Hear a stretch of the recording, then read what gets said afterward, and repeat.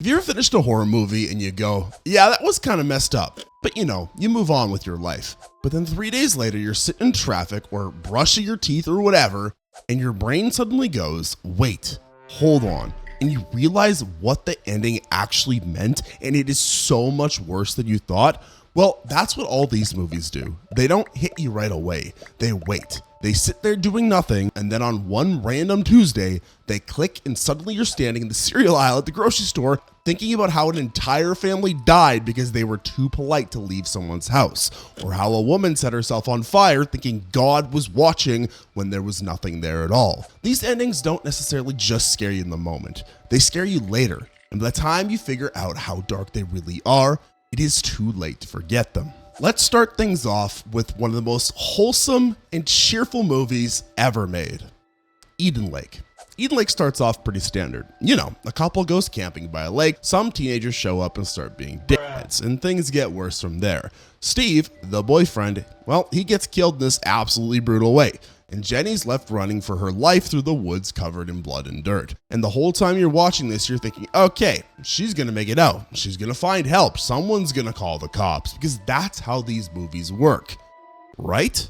And she does find a house. She stumbles out of the woods into this neighborhood, and she's banging on the door of this nice looking family home, and they let her in. She's saved, except she's not saved at all, because it turns out this is Brett's house. And Brett is the main kid who's been hunting her all night long. And his parents are having this little party with all of the other parents whose kids were also out there trying to murder her. Now, here's where it gets really messed up. I don't think this really hits you until fully later. The parents see Jenny covered in blood. They see the state she's in, and they don't help her. They don't call anyone. Instead, they quietly corner her while Brett sits upstairs listening to her scream. And his dad just says, "We look after our own around here." And that's it. That's the end of Jenny. The last thing we see is Brett looking at himself in the mirror, wearing Steve's sunglasses that he stole. And he looks completely blank, with no guilt, nothing. At first, you're just shocked by how brutal it is, but then you start thinking about it later, and you realize the worst part isn't even the violence. It's that there's this whole community that chose to protect murderers instead of helping someone who was clearly a victim. And they're going to get away with it because nobody's going to ask any questions. At least Eden Lake followed normal movie logic though.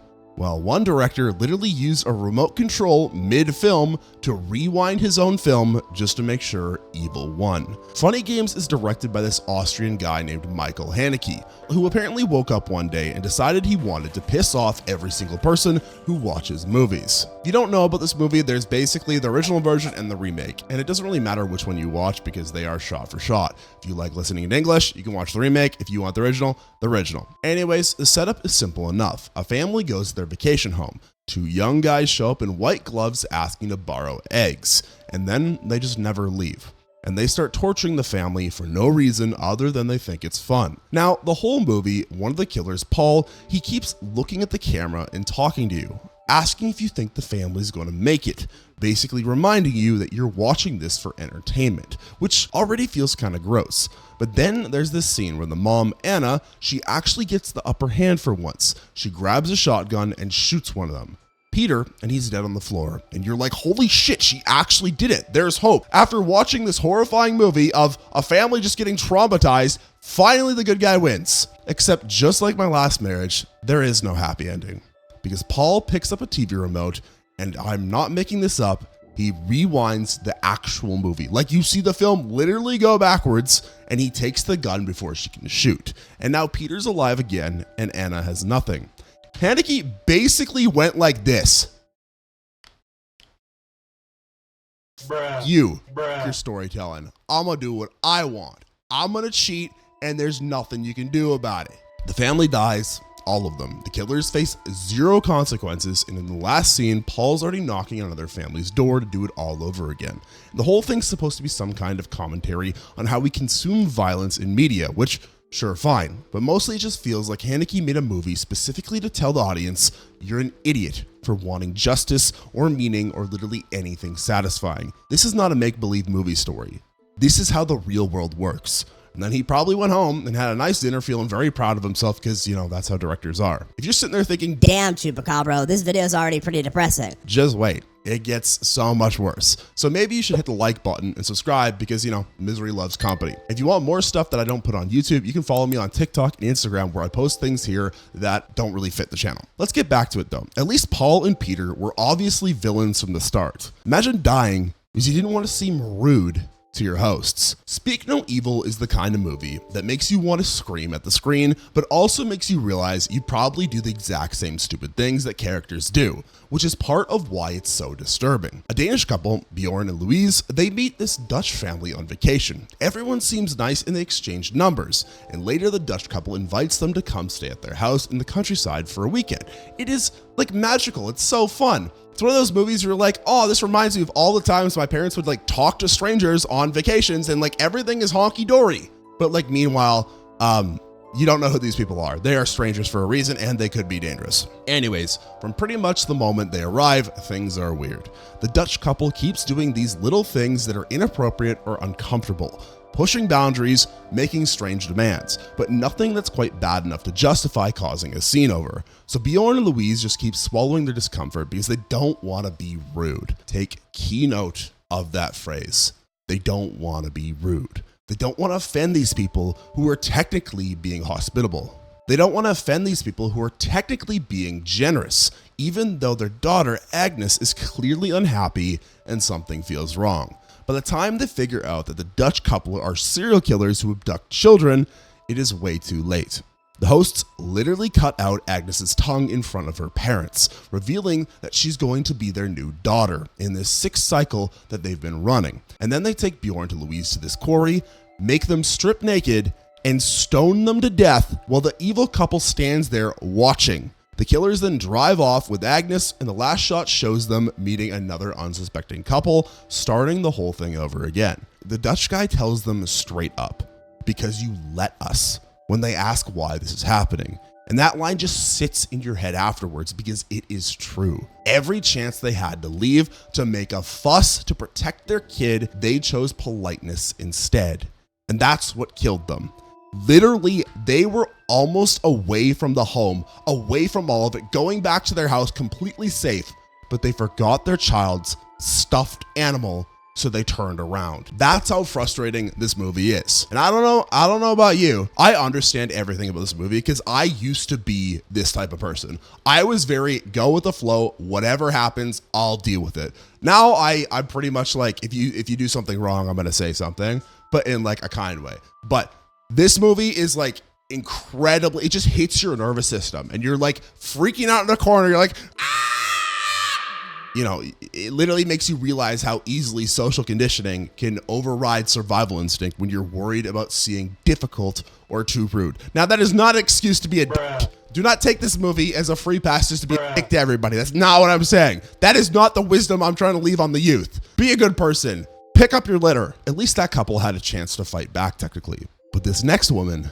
never did. Inside is a French horror movie that takes place entirely on Christmas Eve, which sounds like it's gonna be a magical, happy, fun holiday. No, this is a horror movie channel. That's not what we talk about here. It's on Christmas Eve. It feels wrong. It's a horror movie. It follows Sarah, who's pregnant and alone after her husband died in a car accident. She's at home getting ready to go to the hospital the next morning to have the baby.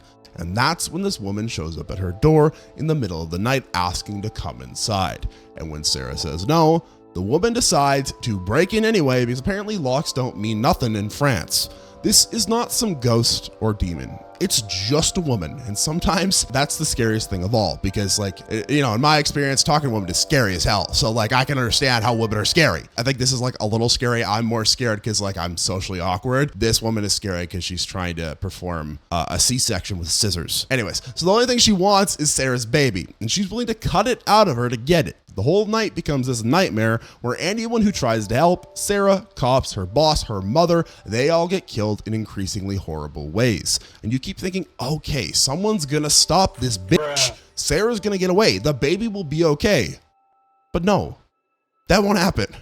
The ending shows Sarah dead on the staircase in this massive pool of blood, and the woman who killed her is just sitting in a rocking chair holding the newborn baby she cut out. And technically the baby's alive, so I guess that's kind of a win, because the baby's mother is dead at the bottom of the stairs, and the person holding this newborn is a murderer who spent all night killing people to steal it. What gets darker the more you think about it is that the baby did survive, but into what exactly? You know, the film's called Inside, and at first you think it means inside the house, but it's really about the baby being inside Sarah and how that space got violated in the worst way possible. Sarah spent months protecting this baby, growing this baby, went through grief and trauma, and in the end, she dies and the baby ends up in the hands of someone who murdered for it, which is maybe the worst version of survival you can imagine. But on the bright side again, the baby got to live. At least. Unlike the next movie where we talk about a woman who set herself on fire for God. Saint Maud is one of those movies where you spend the entire runtime not really sure if what you're seeing is real or just happening in someone's head. And that uncertainty is part of what makes the ending hit so hard. Maud is this young hospice nurse who's extremely religious, like very religious, and she becomes convinced that God is speaking directly to her, giving her a mission to save the soul of her patient Amanda, who's dying and doesn't really care about religion. I knew a guy once who said God was speaking to him. Turns out he was high on meth. Maud's version of saving Amanda involves pretty much harassing her about Jesus, and when Amanda pushes back and mocks her, Maud loses it completely and ends up killing her in what she thinks is an exorcism. After that, Maud's already fragile grip on reality just snaps, and she decides the only way to prove her devotion to God is to become a martyr. So she goes to a public beach, dresses up in this homemade saint costume, pours acetone all over her, and lights herself on fire in front of everyone. And here's where the movie does something really messed up. Because as Maud burns, we see what she sees. And in her mind, it's beautiful. She's glowing with heavenly light. She has angel wings. People are on their knees worshiping her. And she's smiling because she's ascending to heaven right there on the beach. She sees that God is welcoming her home and that all of her suffering actually meant something.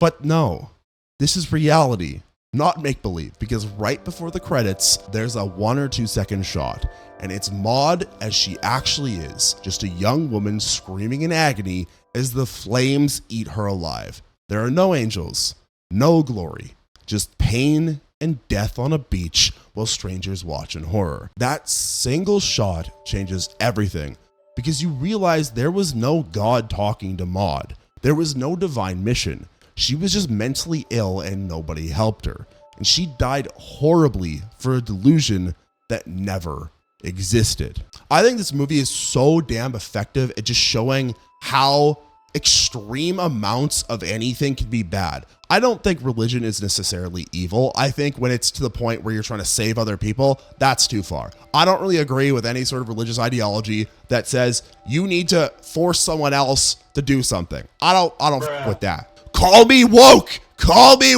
but I don't like it if we harass people just for existing. Oh no. I just think it's so scary and creepy because we all know someone who's maybe like an old relative or something who's just so obsessed with their religion and they say things and we're like, whoa, okay, bro, let's just chill. I am not going to hell just because I drank a beer when I was 24. Nothing wrong with that. Anyways, Maud's delusions killed her, but some kid's prank broke someone else's mind completely in our next movie. The Lodge starts with a person ending their own life, and honestly, it never gets much better from there, which should tell you something about where this is going. Richard's wife ends her own life after finding out he's leaving her for Grace, and their 2 kids, Aiden and Mia, blame Grace for their mom's death, even though technically their dad's the one who caused this whole mess. But kids aren't exactly known for logical blame distribution. Richard decides the best way to spend this family is to force the kids to spend Christmas with Grace at a remote lodge. God, Richard, you are so dumb. Like, Richard is the most dumbest person I have ever met. Why would you? Don't cheat on your wife, who's now dead, and then force your kids to be best friends with your girlfriend, who is the person you cheat on your wife with. Maybe that's a sign you did something wrong. Move on from the cheater at least. Get a new fucking girlfriend. It's not that hard. Well, it is a little hard, actually. I'm being honest with you. That's not that easy. Trust me, I would know. But morally, how do you look at that like you did the right thing? Anyways, Grace is already not doing great mentally because she apparently grew up in a cult where everyone except her died in like a mass game overing sort of thing. So she's on medication for trauma and probably shouldn't be stuck in an isolated cabin with 2 kids who hate her. But Richard does it anyway because divorced dads make great decisions. The kids decide to play this elaborate prank where they make Grace think they all died of carbon monoxide poisoning. God, kids are fucked.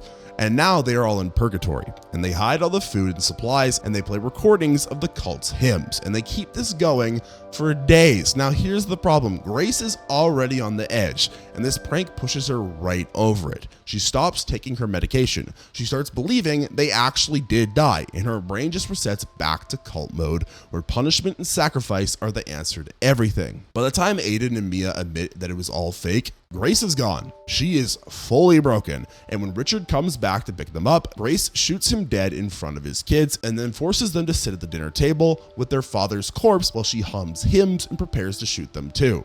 The movie ends with the kids bound and gagged, sitting across from their dead dad, with Grace in full religious mania putting the gun on the table. And you just know that these kids are about to die for a prank they thought was harmless. Just a happy ending all around. You know, just a great family movie to put on for Christmas at the holidays. I'm gonna show this one to my 90-year-old grandmother. She's gonna love that. If you have children, maybe don't raise them to do shit like that. Now, those kids chose to torture Grace, but imagine losing control of your own body. Well, that's what happens in The Sadness. The Sadness is from Taiwan. Now, you might be asking, Chupacabra, why does it matter it's from Taiwan? It's from Taiwan. That's important here. Because Taiwan, when it comes to horror, God, do they go hard in the best and worst way possible. It is one of those movies where you can tell the filmmakers watched 28 Days Later and thought, what if we made that, but more disturbing? And then they just went for it. There's this virus that breaks out, and it doesn't turn people into mindless zombies. It turns them into sadists who are fully aware of what they're doing. They just can't stop themselves from committing the most depraved violence imaginable. And worse, they seem to enjoy it. Jim and Kat are this young couple who get separated when the outbreak starts. And the whole movie is them trying to get back to each other while society collapses in real time around them. And you're rooting for them because at least if they can reunite, there's something worth surviving for. Except Jim gets infected. And when he finally does find Kat, he corners her in this stairwell and starts describing in graphic detail exactly how he's going to torture and kill her. And the whole time, he's telling her he loves her, which is somehow worse than if he just killed her straight up. Kat manages to get away and makes it to a rooftop where the military is supposed to be evacuating people. But there is no evacuation. The government's just given up and decided to kill everyone left in the area, infected or not. So Kat gets shot immediately by soldiers who don't care that she's not infected. And meanwhile, Jim, who's been mortally wounded in a fight earlier, just slumps down against a wall and dies with this huge grin on his face because the virus made him happy, which is one of the most disturbing details in the whole thing. The movie ends and the implication is clear. There's no cure coming. The virus is permanent, and the world as we know it is over. What makes it darker on reflection is that the infected seem genuinely happy in their cruelty. They found purpose in their violence, and Jim's final expression isn't pain or regret about almost hurting his loved one, about almost hurting the girl he loved the most. It is satisfaction, which means the virus didn't just destroy humanity. It replaced it with something that prefers violence and destruction. Let's now talk about faith again. The Medium is shot like a documentary about shamanism in rural Thailand, and it follows this woman Nim, who's a respected medium for a goddess named Bayan. And the whole first half feels authentic and grounded. You're learning about these spiritual practices, and it's actually pretty interesting. Then Nim's niece Mink starts showing signs of possession, and everyone assumes the goddess is choosing a new medium, which should be a good thing. Except Mink's behavior gets violent fast. They try exorcism after exorcism. They bring in other shamans. They do these elaborate rituals and nothing works. In fact, everything they try seems to make it worse. And the film slowly stops feeling like a documentary and starts feeling like found footage horror. The final ritual is this massive effort with Nim and another shaman named Santi. They're doing everything right according to their beliefs. Protective prayers, sacred objects, the whole thing.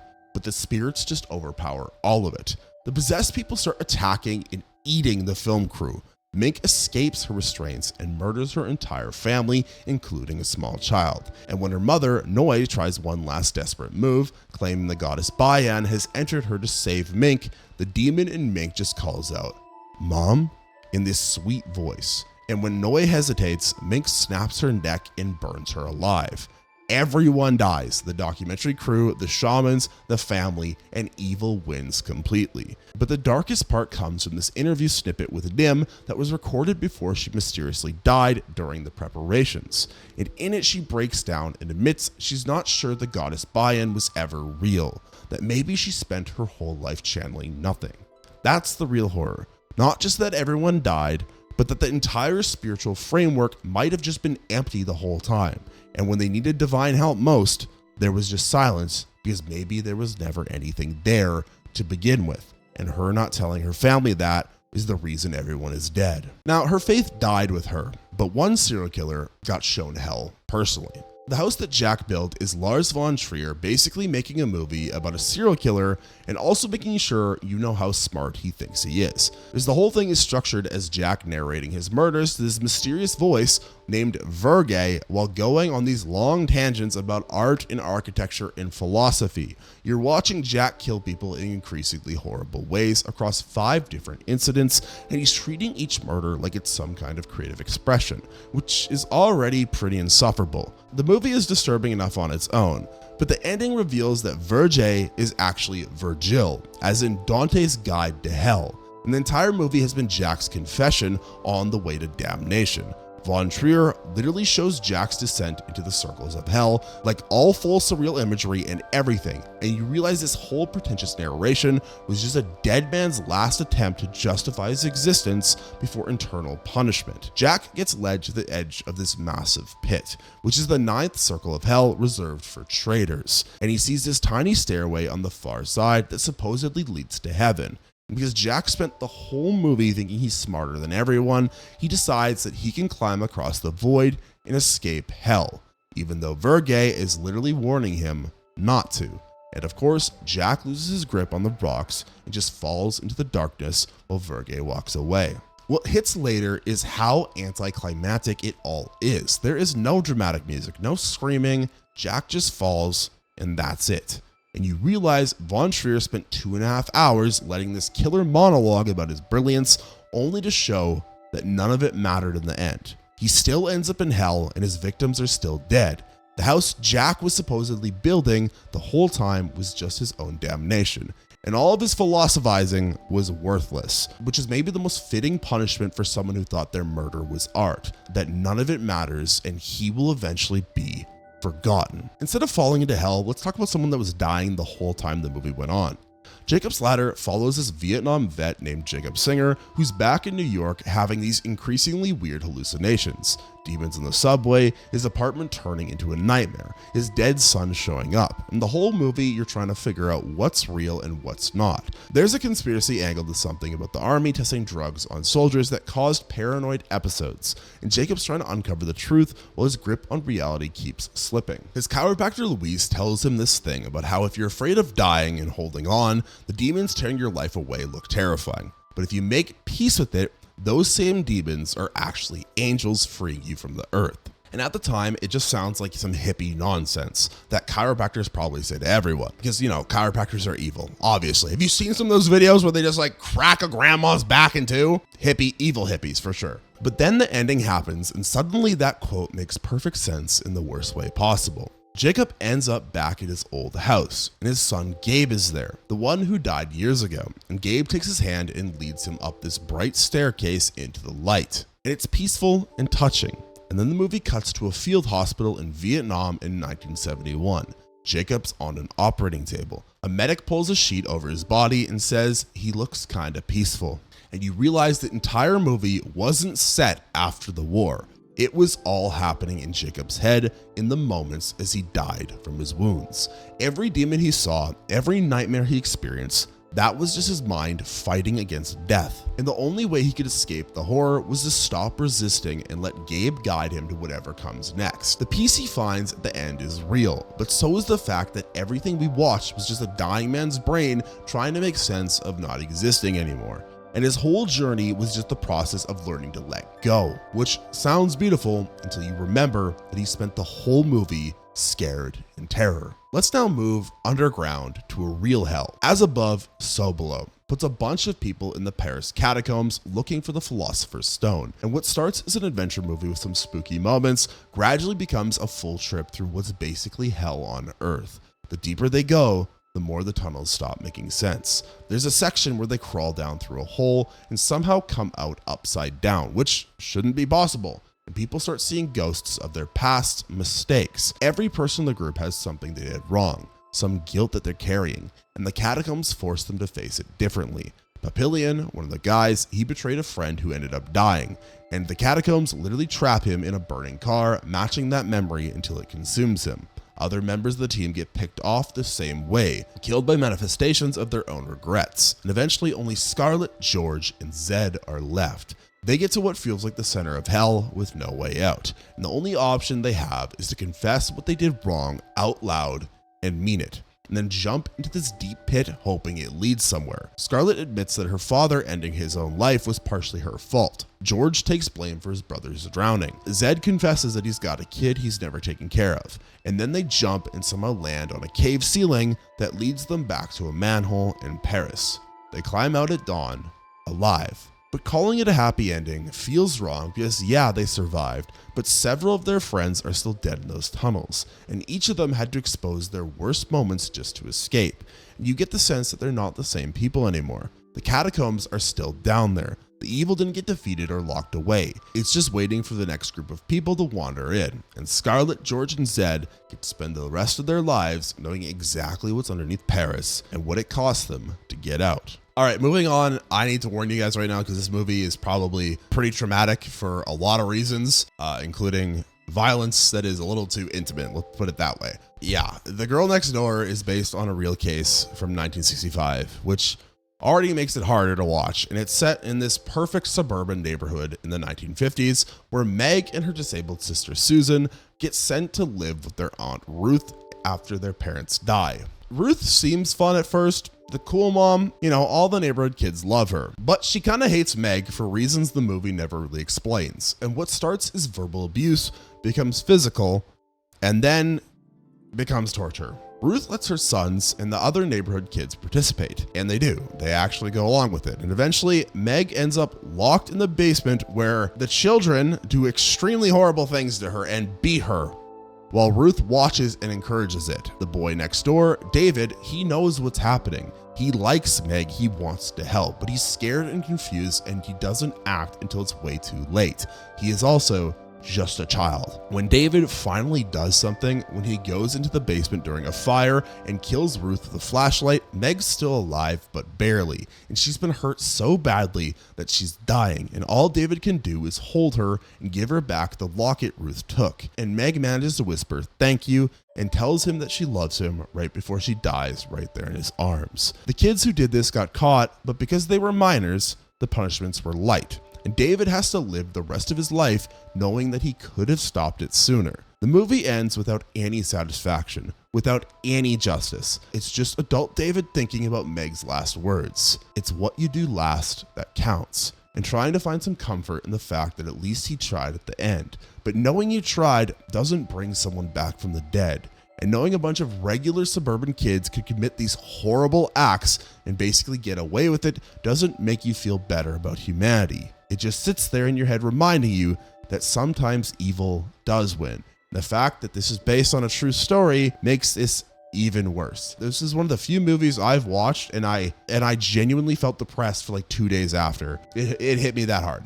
Let's now move on to a different kind of horror, and that is the Hollywood industry. Starry Eyes is about this aspiring actress named Sarah who works at a restaurant and goes to auditions after audition and gets rejected constantly, just like my ex-wife did to me. And you can tell that she's one bad day away from a complete breakdown because she keeps pulling her own hair out in bathroom stalls when things don't go her way, which is not a great sign of mental stability, by the way. She then gets a call back for this production company called Astrasius Pictures, and the audition gets progressively weirder. They ask her to scream and have a breakdown on camera.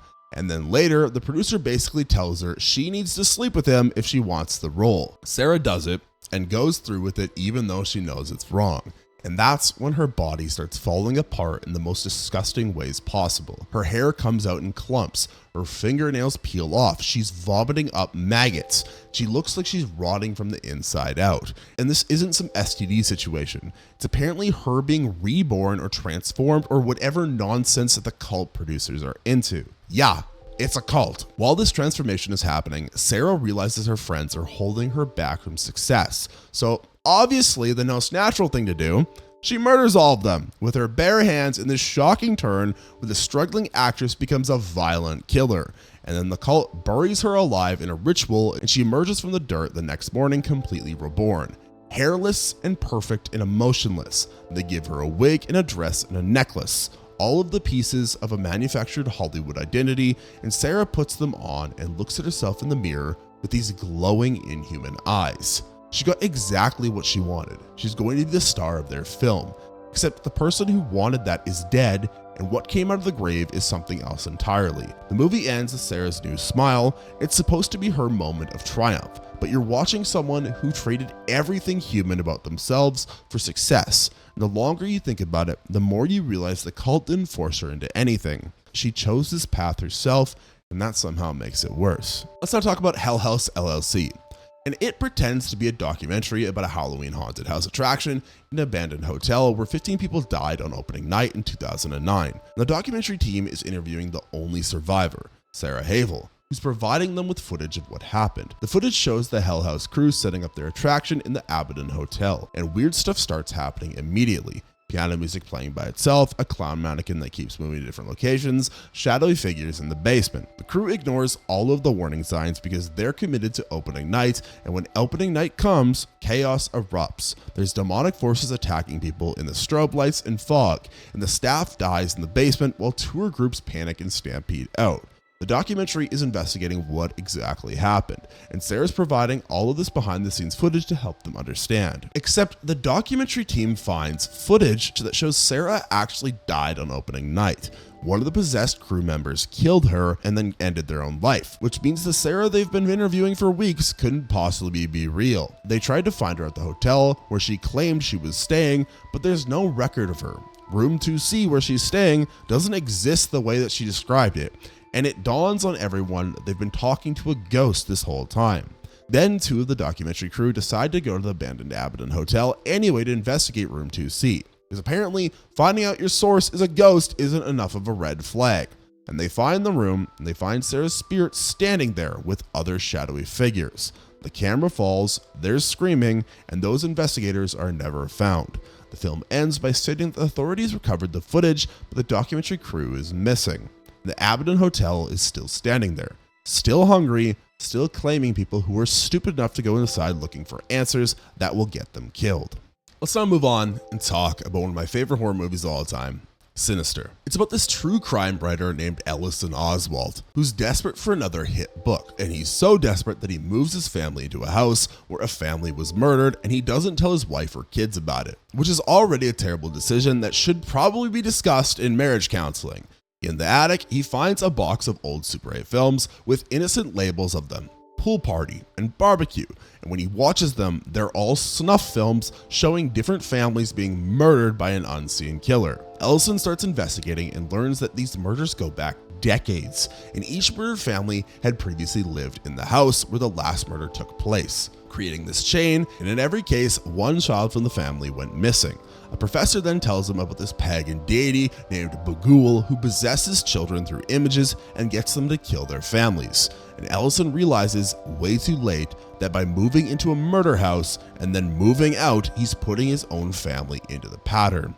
His young daughter Ashley gets possessed. She drugs his coffee, and Ellison wakes up tied up next to his wife and son while Ashley stands there with an axe and a Super 8 camera saying that she'll make him famous again. And then she kills her entire family off screen and then uses their blood to paint the walls. How artistic. She's going to grow up to be a fantastic painter. And then adds to her film reel labeled House Painting 12 to the box. Bagul appears in the attic, picks up Ashley, and vanishes with her into the film world, taking her soul with him. The ending shows a box of films sitting in the attic with Ashley's new addition, and then Bagul's face flashes on screen for a jump scare. But what is actually scary is realizing that this pattern continues forever and there's no way to stop it. Ellison's ambition killed his family. His daughter is trapped in some demon's collection, and somewhere out there, another person is about to find a box of films and start the cycle over again, which means everything that happened was pointless and will keep happening to new families who don't know any better. And those are just some of my favorite horror movies that really stuck with me after I finished watching them. Let me know what you think down in the comments if any of these stuck with you too, because I can imagine some of them are probably still sticking with you in horrible, horrible ways. If you enjoyed watching this video and you enjoy content like this, you should give it a like, as that tells YouTube that you want to see more of this type of videos. You should also subscribe to the channel with post notifications, because sometimes YouTube won't recommend my videos otherwise. So do that so you don't miss out. And if you want to watch another one of my videos, you can click the video on the screen right now.